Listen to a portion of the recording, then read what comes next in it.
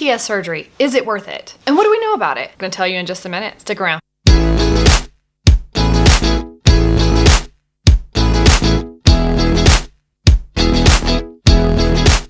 Hey there and welcome back to Blushing Phoenix. My name is April, and on this channel we talk about chronic blushing, flushing, erythrophobia, mental health, personal development, personal empowerment, and all the things that can help us move through the insecurity of blushing. Now, I know for most people, they are looking for a cure. I'm looking for a cure. I'd love to be able to not have this anymore.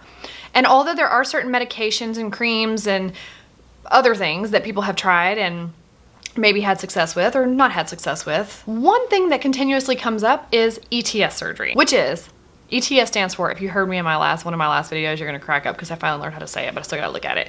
Endoscopic thoracic sympathectomy. That's a big one. Sympathectomy. That's 5 syllables. No wonder. Anyway, I digress. Endoscopic thoracic sympathectomy. Nailed it. And what this surgery is where the nerve endings are cut or clipped. There's different ones apparently. There is the ETS surgery and then there's micro ETS surgery.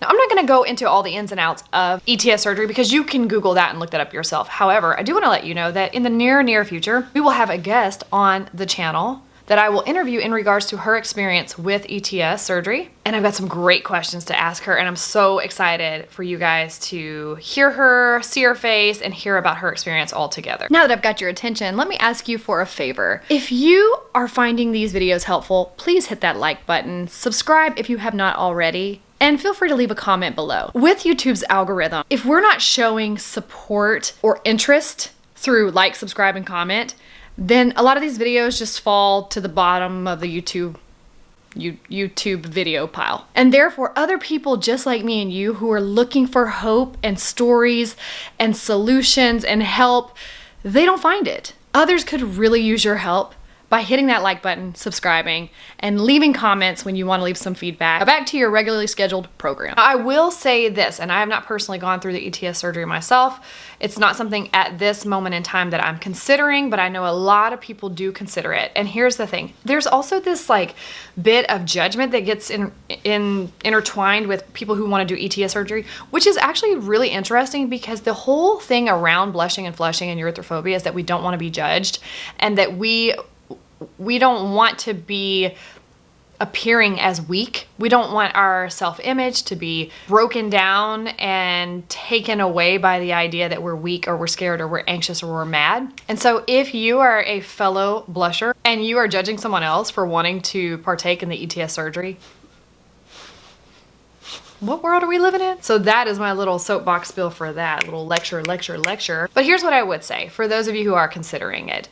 There are a lot of positives and negatives that I have heard. And on the internet, forgot the T, there tends to be a lot more negativity, and negativity gets a lot of attention. But I will say this, you guys have heard about my experience with propranolol, and I didn't even consider propranolol because when I looked it up on the internet, I read about how it doesn't work. And what have you guys heard from me? It does work. It absolutely works for me. Is it a foolproof solution? Honestly, I haven't tested it out enough to know. And we're in lockdown, so I haven't been in my normal social environments to be able to really tell you 100%. This is 100% foolproof.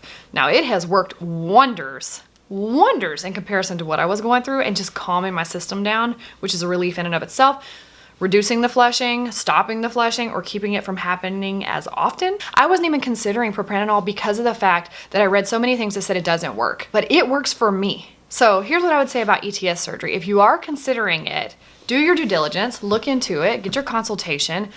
Don't read so much on the internet. Probably just talk to your doctor. Because if that is something that makes you feel very hopeful and the one thing that you think could help, and you hear about people who it worked for and it didn't work for, that is why we're bringing this guest onto the channel to talk about her experience with ETS surgery, because it's a very real experience. And I think that you will find a lot of hope and truth and encouragement in what she shares with us. So stick around for that. That'll be coming up here at some point. All right, guys, that's all I have. Just doing a little teaser, getting you ready for some of these great interviews that are coming up, and specifically the ETS surgery, because that is a huge one among the community. So I hope you have the most wonderful, glorious day, and I hope you remember that you are so much more than blushing. You're so much more than what others think about you. And mostly, they're not even thinking that about you. We're just thinking that about ourselves. And then we're projecting that onto others, thinking that they're thinking that about us. Wow. What a twisted web we weave, my friends. But until my next video, I will see you soon.